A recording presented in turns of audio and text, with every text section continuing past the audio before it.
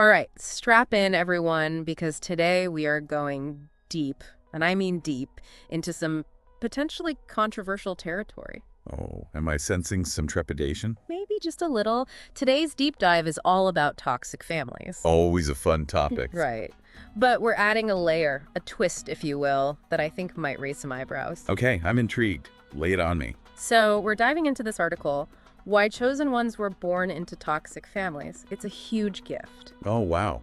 That's quite the statement. It is, right. The article basically proposes that these difficult family situations, these really tough upbringings, could actually be, wait for it, a sacred assignment. It's a sacred assignment. Huh. Yeah, I know. I had to read that a few times myself just to let it sink in. It's definitely a thought-provoking concept, to say the least. It is, and I'm sure some of you listening are already thinking, gift, serious. Yeah, I can imagine that might be a hard pill to swallow for some. Totally. So we're going to unpack this together with, all the nuance and respect it deserves. And hopefully, along the way, we'll uncover some insights that might be valuable for personal growth, even if you don't buy the whole sacred assignment thing. Sounds like a plan. Yeah. Where do we even begin with something like this? Well, let's start with that chosen one concept. I mean, it's a powerful image, right? But also kind of loaded. What do you make of it? Yeah, it's definitely provocative. I think on some level it speaks to our human need to make sense of our experiences, especially the painful ones. Right. It's almost like we're wired to find meaning, even in the midst of suffering. Exactly. And this idea of being chosen, even if it's for something difficult, can be strangely appealing. It can feel empowering, like you have a special purpose, a reason for going through all that pain. I can see that. It's like, hey, if I had to go through all that, there better be a darn good reason. But it also makes me wonder, doesn't that put a lot of pressure on people? Oh, absolutely. Yeah. It can definitely be a double-edged sword. Like, what if someone is just trying to survive, to heal, to get to a place of stability? Do they also have to become some kind of superhero or live up to this chosen one ideal? Yeah, that's the potential downside for sure.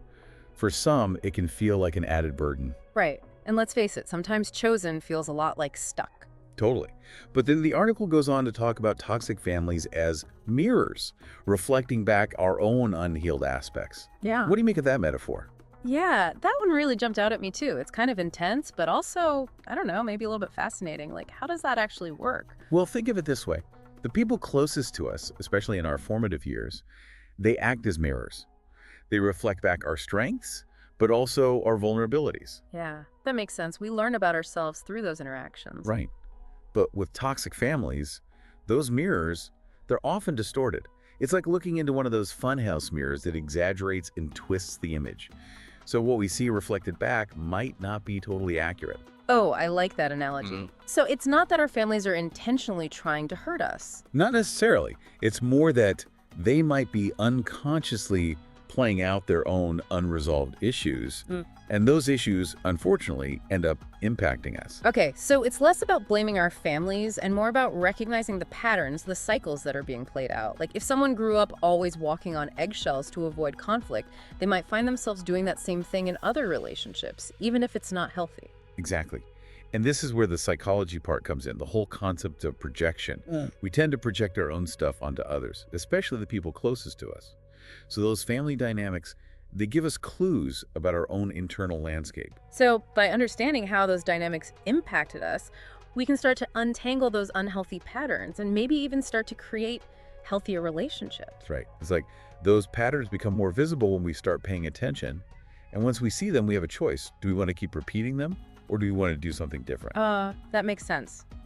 But the article also talks about unconsciousness as the root of all this. That's a pretty loaded word. What does that even mean in this context? It's a big idea, for sure. Basically, it's recognizing that hurt people hurt people. Ah, okay. I've heard that before. But how does that apply to toxic families?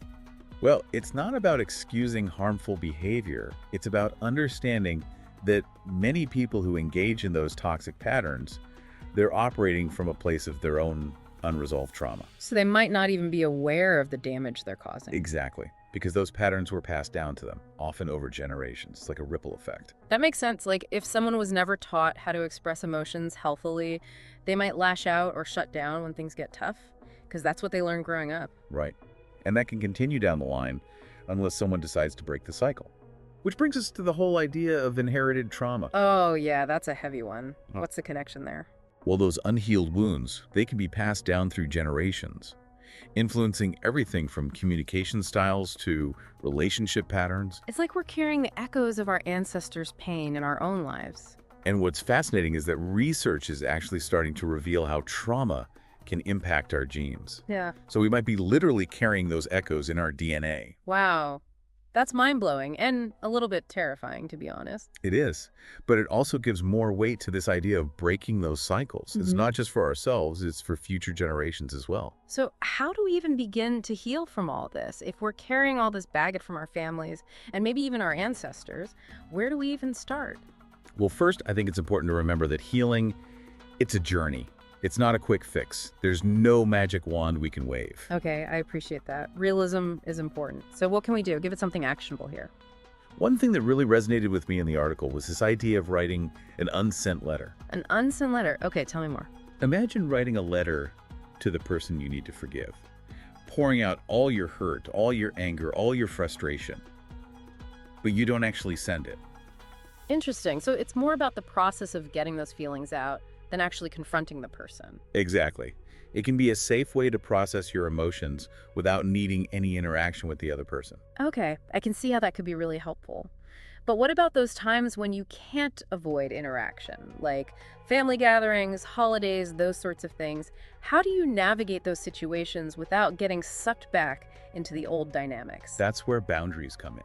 And I don't just mean saying no. Think of it as building a protective fence around your emotional well-being. So maybe limiting contact with certain family members, or having an exit strategy if things start to get heated. Exactly. Or maybe it's just having a mantra you repeat to yourself to stay grounded. Okay, that makes sense. It's about taking control of your own experience. But this all sounds pretty intense. Is there any guarantee that we'll actually find that gift the article talked about? That's a great question. And honestly, I think that's something each person has to discover for themselves. But what I will say is that healing itself is a gift. Okay, I like that. It's about the journey, not just the destination. Right. It's about reclaiming your power, your voice, your sense of self. And while the process can be challenging, the rewards are incredible. I have to admit, even just talking about this, I'm already starting to see things in a new light. It's not about minimizing the hurt, but about recognizing that even in the darkest of places, there can be seeds of resilience and strength. Absolutely. And that's what we're going to keep exploring in our next segment. We're going to delve deeper into those potential gifts, those unexpected strengths that can emerge from even the most difficult family situations. I'm really looking forward to that. And for everyone listening, hang in there with us. We're about to get even more real. It's tough, isn't it? Talking about all this toxicity, it's like we get so focused on the negative, the hurt, the brokenness. Yeah, it can be really heavy, especially when we're talking about families. There's so much baggage there, so much history. It's almost like we forget to look for the good stuff, the strength that might have come out of those experiences. Oh, I love that. It's like, what if instead of focusing on what we lacked, we explore what we gained? Right. It's like finding that silver lining, even in the darkest of clouds. What if those experiences, those tough ones, actually shaped us in some positive ways? Exactly. I mean, think about it. People who've grown up in toxic environments, they often develop incredible resilience. Oh, for sure. Like, they've had to adapt, to cope, to fight for themselves in situations where their needs weren't being met. They've had to develop a thicker skin, a stronger sense of self, just to survive. Yeah. And that's a valuable skill, right? Totally. It's like they had to build up their armor. Exactly. And not just armor, but also maybe their emotional intelligence. Emotional intelligence. Yeah, I can see that. Because they've had to learn to read people, right? To decipher those unspoken cues. Right. They've had to navigate complex emotional landscapes, and that can make you incredibly perceptive and insightful. So it's not just about toughness. It's about developing a deep understanding of human behavior, almost like a sixth sense. And that's huge. That can be so valuable in all sorts of relationships and situations. It really can. So not just tough, but also wise in a way. Yeah, and maybe more empathetic too, more attuned to the needs of others. Because they had to develop that sensitivity early on. Exactly. So they can spot those things in others, those unspoken needs, those vulnerabilities. Wow, it really is like having a superpower. To be able to read people that way, to understand their motivations in ways that others might not.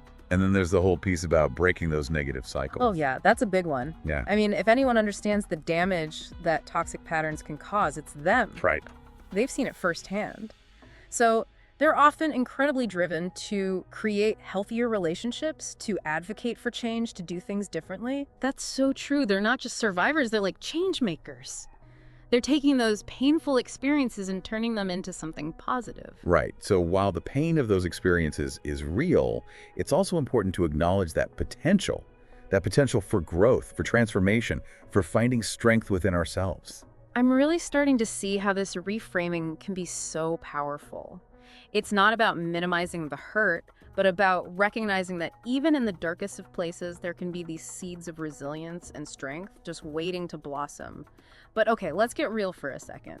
What if someone's listening to this and they're like, okay, this resonates, but where do I even begin to heal? How do I find those seeds? Right. Like, how do we make this practical? Where's the starting point? Exactly. Give us something we can actually, do. Well, as we said before, healing is a journey. It's not a quick fix.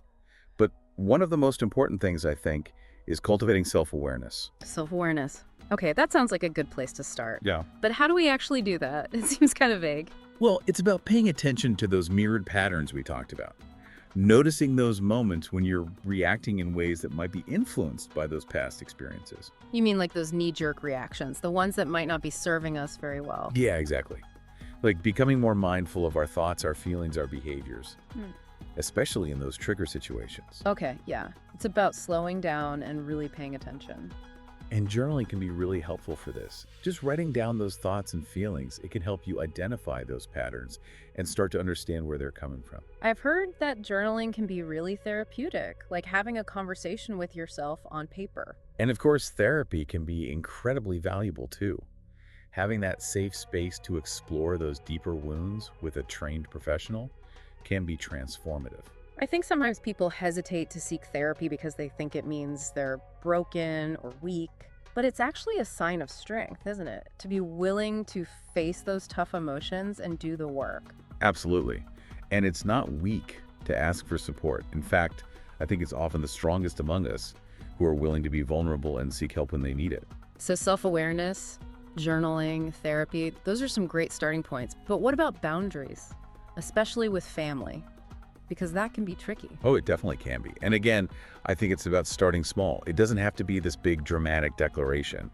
Maybe it's just limiting contact with certain family members, saying no to those requests that drain you, or even just disengaging from conversations that become toxic. I like that idea of starting small. It feels less overwhelming that way. Right. It's about taking baby steps. And remember, boundaries aren't selfish.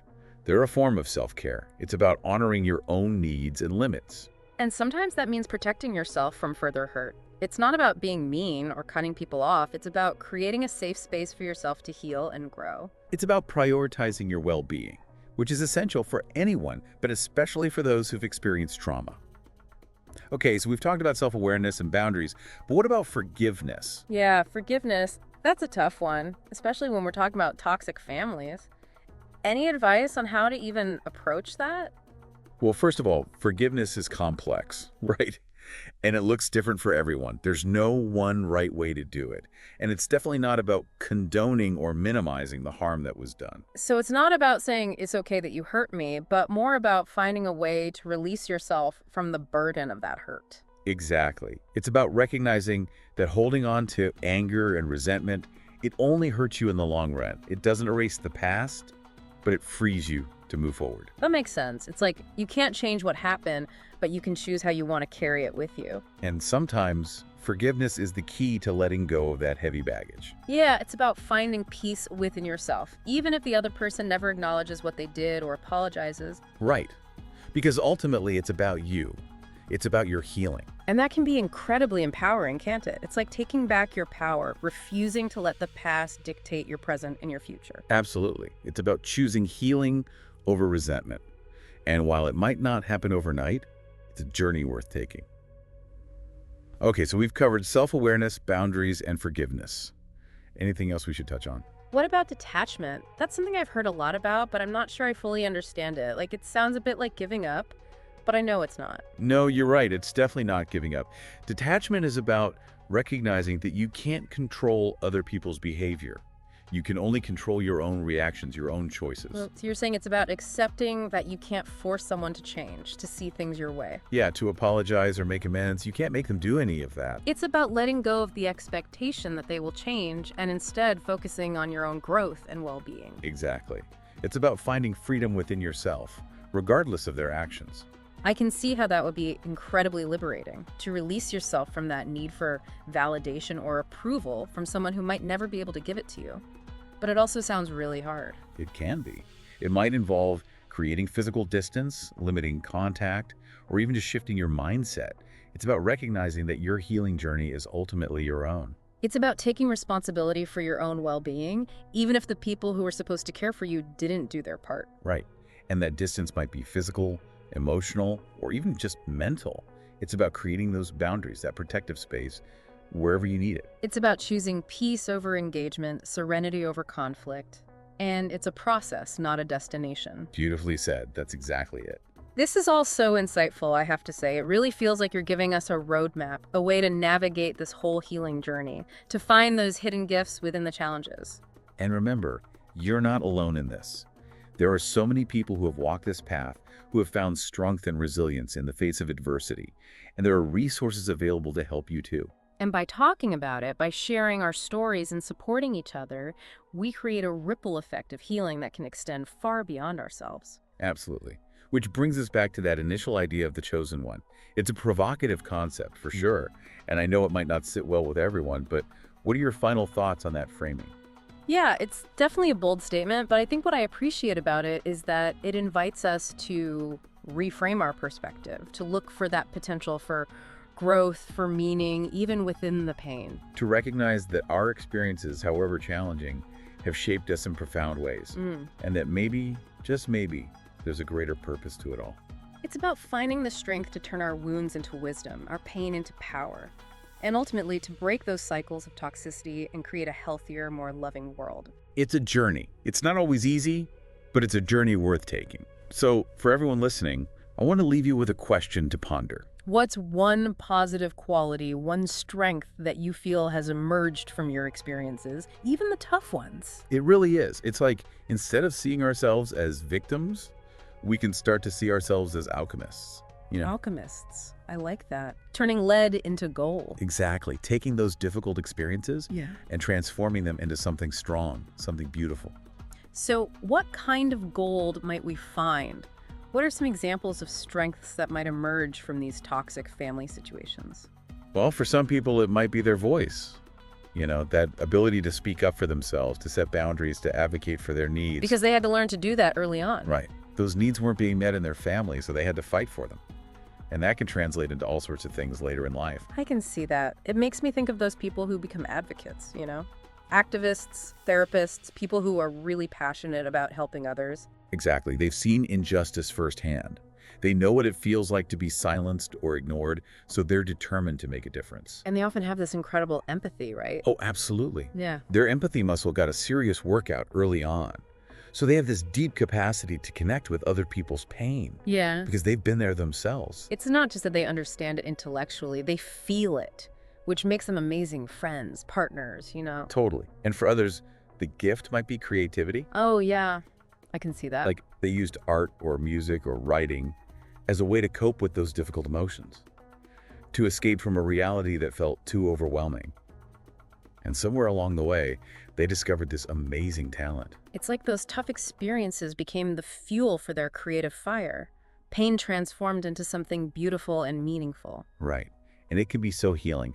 So for everyone listening, I'd pose that same question. What's your chosen one quality? What strength, what insight, what perspective did you gain from navigating those choppy waters? What makes you you? What makes you strong? Because even if it doesn't feel like a gift wrapped in a bow, there's something valuable there, some hidden treasure just waiting to be discovered. Absolutely. And remember, healing, it's not a finish line, it's a journey. There will be ups and downs, twists and turns. Be patient with yourself.